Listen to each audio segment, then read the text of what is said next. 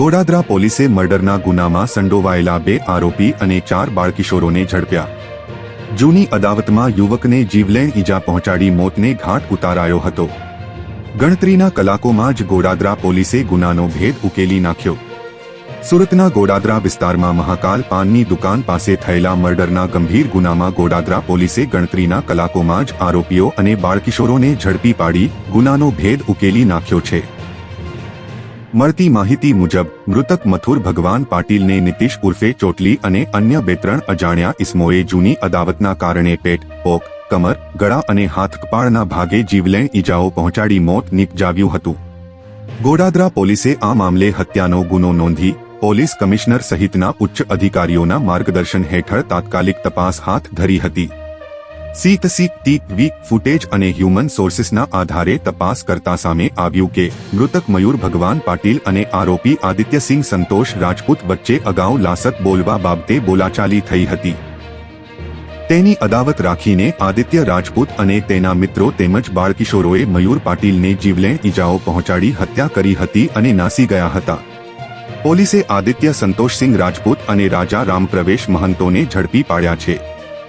આ ઉપરાંત 4 કાયદાના સંઘર્ષમાં આવેલ બાળકિશોરોને પણ ડિટેઇન કરવાની કાર્યવાહી હાથ ધરવામાં આવી છે. આ બનાવમાં આરોપી નીતિશકુમાર દિલીપભાઈ મહંતોને પણ ગંભીર ઈજા થઈ હતી, જેને સ્મીમેર હોસ્પિટલમાં દાખલ કરાયો હતો અને સારવાર દરમિયાન તેનું આજે બપોરે વાગ્યે અવસાન થયું છે. ગોડાદરા પોલીસે આ મામલે વધુ તપાસ હાથ ધરી છે. ગઈકાલે ગોડાદરા પોલીસ સ્ટેશન વિસ્તારમાં ઠાકોરનગર જે સોસાયટી છે ત્યાં એક મહાકાલ પાન છે. આ મહાકાલ પાન સેન્ટરની અંદર ગઈકાલે હત્યાનો એક બનાવ બન્યો હતો. આ બનાવમાં હકીકત એવું હતું કે મયુર પાટીલ નામનો એક છોકરો ત્યાં હતો, ગલ્લામાં હાજર હતો પાનના ગલ્લે, અને એ દરમિયાન કેટલાક છોકરાઓ આવી અને એના સાથે ઝઘડો કર્યો હતો અને એને ચપ્પુ જેવા તીક્ષ્ણ હથિયારથી એના ઉપર વાર કર્યો અને એની હત્યા નિપજાવી હતી. આ બનાવમાં પોલીસે તત્કાલ કાર્યવાહી કરી અને જે એફઆઈઆર લોન્ચ કરી અને આગળ અમે જે આરોપીઓ છે એને પકડવાની શરૂઆત કરી હતી. એમાં પ્રાઇમરી ધોરણે અમને જે વિગતો મળી હતી એમાં એક વ્યક્તિ નીતિશ મહંતો ઉર્ફે નીતિશ ચોટલી કરીને છે એ, અને આદિત્યસિંહ સંતોષસિંહ રાજપૂત, પછી એકનું નામ છે રાજા રામપ્રવેશ મહંતો. આ 3 વ્યક્તિઓના નામ આવ્યા હતા અને અન્ય 4 જે કાયદાના સંઘર્ષમાં આવેલ બાળકિશોરો છે, આ બધા ઘટનામાં સામેલ હોવાની માહિતી પોલીસને મળી હતી.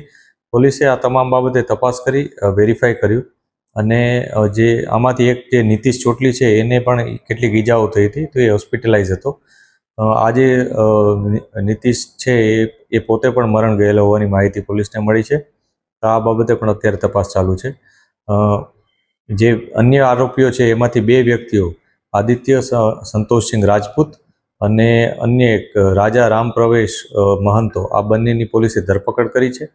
એક 18 વર્ષ અને 2 મહિના અને એક 18 વર્ષ 3 માસનો છોકરો છે.